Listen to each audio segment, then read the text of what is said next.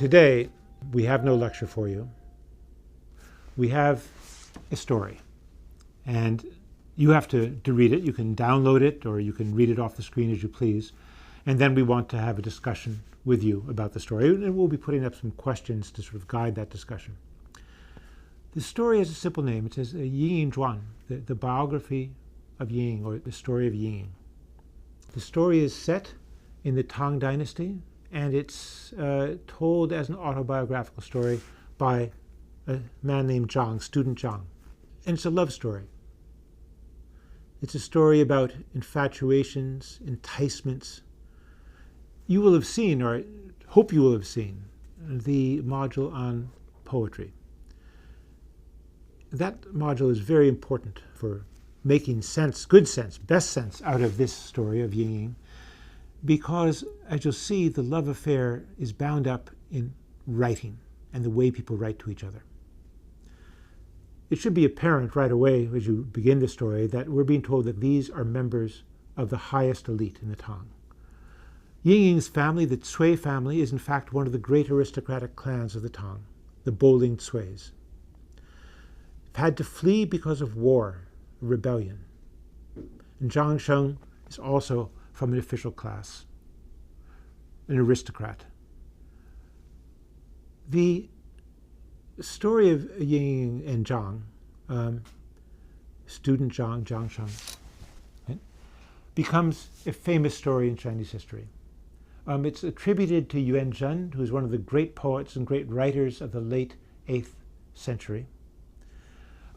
It gets adopted in Chinese history and goes into a very famous play, the Xixiangji, the Romance of the Western Chamber. Classic love story. Boy meets girl, boy and girl fall in love, boy and girl part, boy and girl come back together, are married and live happily ever after. It has a happy ending. It's interesting for us, perhaps, is that the Tang story ending was quite different. And it's clear that later people were uncomfortable with the way the Tang story ended and did a new happy ending.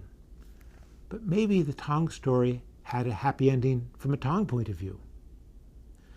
Now, as you read this story, you're going to start to choose sides between the woman, was she wronged, and the man, was he made to suffer, was he seduced?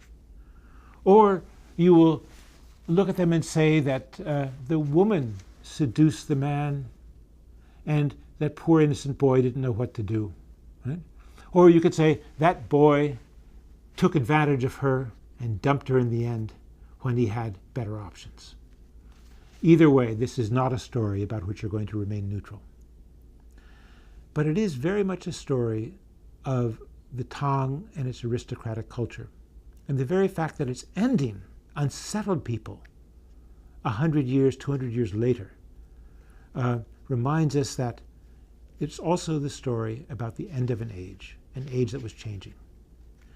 Read it, enjoy it. We're reading a translation that's been given to us by Professor Stephen Owen, who you met in the poetry module. And we'll be back to set up a forum in which you can talk with us and with each other about what you think this story is all about. You'll have a lot of fun.